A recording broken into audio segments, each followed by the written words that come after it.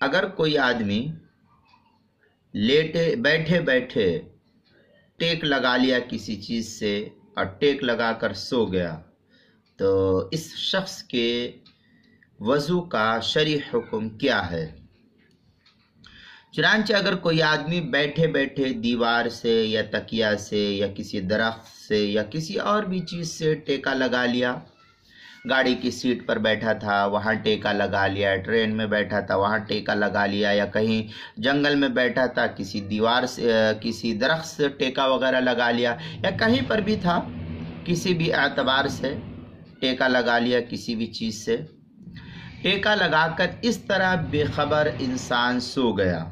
اب یہ آدمی اس طرح بے خبر سو گیا کہ اگر اس کا سہارا یہ ہٹا دیا جائے تو گر پڑے۔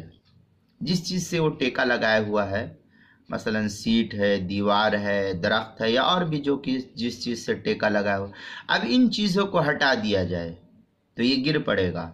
تو ظاہر مذہب یہ ہے کہ وضو نہ ٹوٹے گا، وضو نہیں ٹوٹے گا۔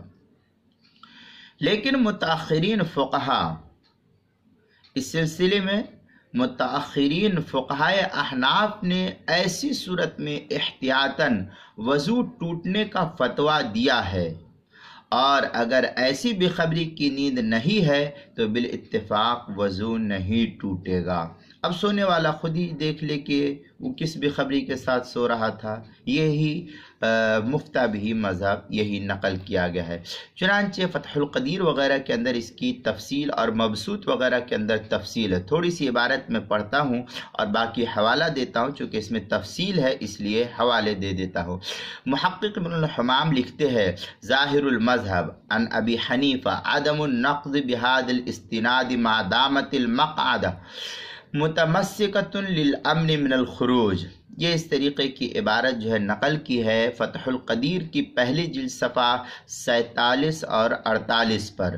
المبسوط للسرخسی کے اندر ہے وقال الامام محمد فی المبسوط عن ابی حنیفہ واما اذا نام مضطجعا او متکئا فان ذلك ينقض الوضوء۔ یہ اس طریقے کی عبارت مبسوط للسرخسی کی پہلی جلد صفحہ 58 پر ہے، اور کتاب المسائل کی پہلی جلد صفحہ 165 اور 166 پر بھی اس کی تفصیل ہے، وہاں بھی اس مسئلے کی تفصیل کو آپ دیکھ سکتے ہیں۔